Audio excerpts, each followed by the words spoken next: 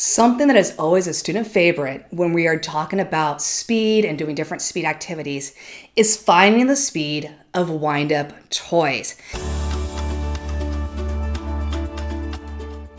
Now, with this, it's super simple, and you can do it multiple ways depending on the level of your students.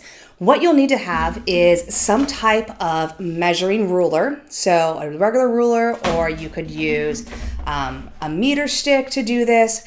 And then what I like to do is I like to tell my students to kind of make a runway with their books or their notebooks, and you want to kind of make a path for those wind-up toys, because otherwise the wind-up toys kind of like to turn off and spin around and go different directions.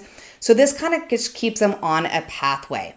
So that's one other thing. And then for wind-up toys, you want different types. So this little caterpillar like slinks back and forth. We have the typical walking one, and then we have the ones that just bounce around and they bounce. Now you can buy the wind-up toys online through Amazon, and sometimes your dollar store will have them.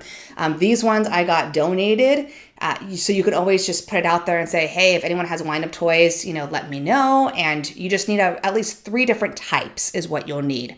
So 3 different types of wind-up toys. So that way the students can, take turns using the toys and finding the speed.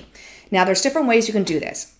If you have students that are advanced, they're great at problem solving, they're already into doing their own true inquiry, you could just give them the wind-up toys and have them come up with their own procedures for how they're going to figure out which wind-up toy is the fastest. And then you just kind of make sure that they're following the scientific method, that they are changing only one variable, they're keeping all the other variables the same. So that way they can truly figure out which one is it, and also remind them that they need to do multiple trials to get averages. So you could have that.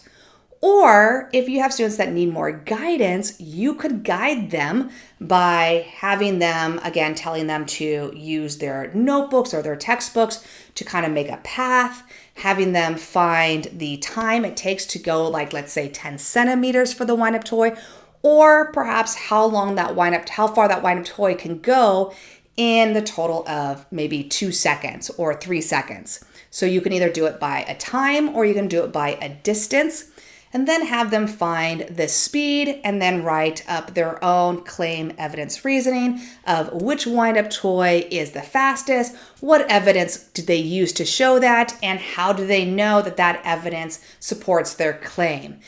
So that's what you can do for the wind-up toys. I hope you found this video helpful, and don't forget to subscribe and turn on notifications and share this video with others so that they can enjoy it and learn from it also. Have a great week.